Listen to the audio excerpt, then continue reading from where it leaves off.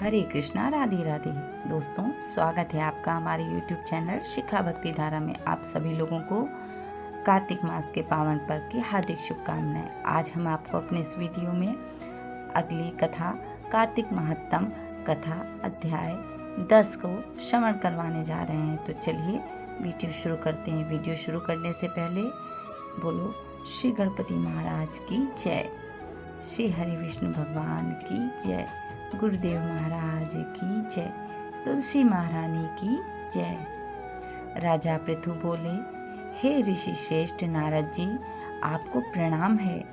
कृपया अब यह बताने की कृपा कीजिए कि जब भगवान शंकर ने अपने मस्तक के तेज को क्षीर सागर में डाला तो उस समय क्या हुआ।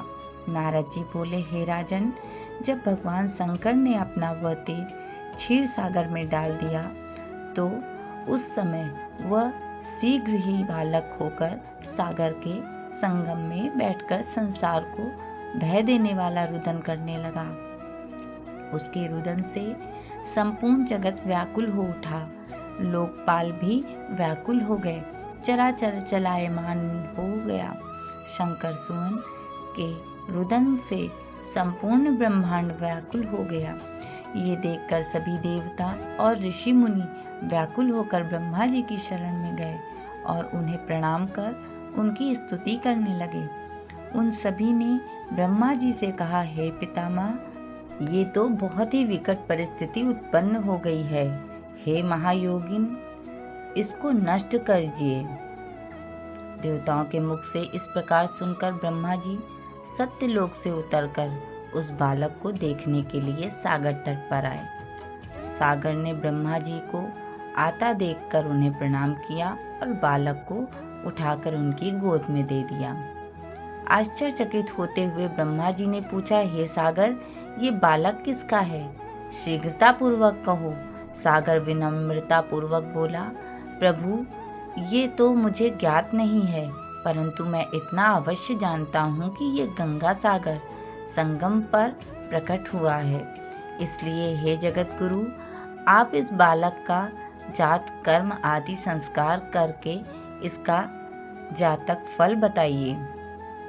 नारद जी राजा पृथु से बोले, सागर ब्रह्मा जी के गले में हाथ डालकर बार बार उनका आकर्षण कर रहा था। फिर तो उसने ब्रह्मा जी का गला इतनी जोर से पकड़ा कि उससे पीड़ित होकर ब्रह्मा जी की आंखों से अश्रु टपकने लगे।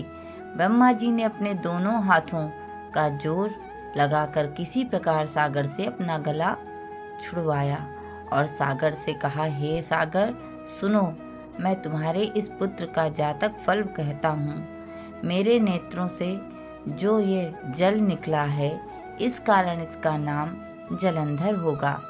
उत्पन्न होते ही ये तरुणावस्था को प्राप्त हो गया है, इसलिए ये सब शास्त्रों का पारगामी, महापराक्रमी, महावीर, बलशाली, महायोद्धा और रण में विजय प्राप्त करने वाला होगा। ये बालक सभी दैत्यों का अधिपति होगा। ये किसी से भी पराजित न होने वाला तथा भगवान विष्णु को भी जीतने वाला होगा। भगवान शंकर को छोड़कर ये सबसे अवध्य होगा। जहाँ से इसकी उत्पत्ति हुई है, ये वहीं जाएगा। इसकी पत्नी बड़ी पतिव्रता, सौभाग्यशालिनी, सर्वांग सुंदरी, परम मोहिनी, मधुर वाणी बोलने वाली तथा शीलवान होगी। सागर से इस प्रकार कह के ब्रह्मा जी ने शुक्राचार्य को बुलवाया और उनके हाथों से बालक का राज्याभिषेक कराकर स्वयं अंतर्धान हो गए। बालक को देखकर सागर की प्रसन्नता की सीमा न रही। वो हर्षित मन से घर आ गया।